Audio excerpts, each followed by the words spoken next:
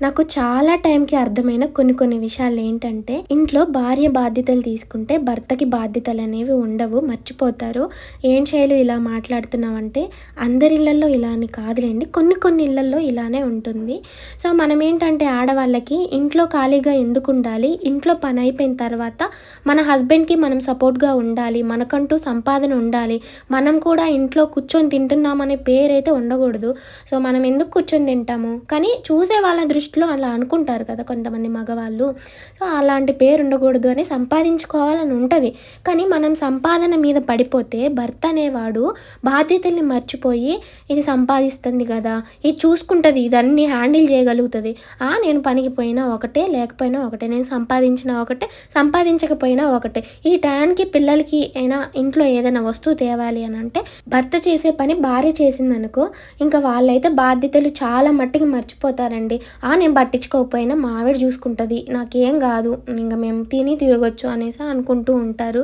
కానీ భార్య ఏమనుకుంటదంటే, మా హస్బెండ్‌తో పాటు నేను కూడా ఉంటే ఇంక ఇద్దరం మంచిగా ఒక స్టేజ్‌కొస్తాం, పైకొస్తాం, మేమన్నీ సంపాదించుకుంటాం, మేము మంచిగా ఉంటామని అనుకుంటారు. కానీ కొంతమంది మగవాళ్ళైతే బాధ్యతలు మర్చిపోతారు.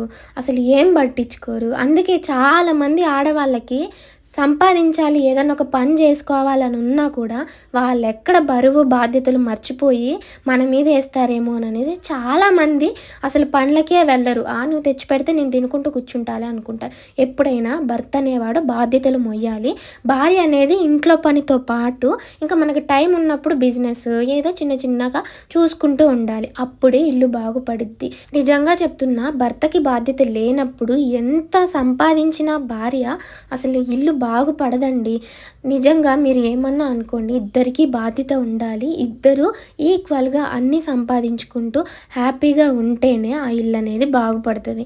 నేను అన్నదానికి మీరేమంటారో కామెంట్ సెక్షన్‌లో షేర్ చేయండి. శైలు ఇప్పుడెందుకు శైలు ఇవన్నీ మాకు అనేసనంటే, కొన్ని విలువైన మాటలు మనం షేర్ చేసుకుంటే తప్పేం లేదండి. ఎందుకంటే ఇలాంటి సంఘటనలు నేను చాలా చూసానండి. చూసి విసుగొచ్చేసింది. సో, అందుకోసం అనేసి ఇద్దరూ బాధ్యతగా ఉండండి.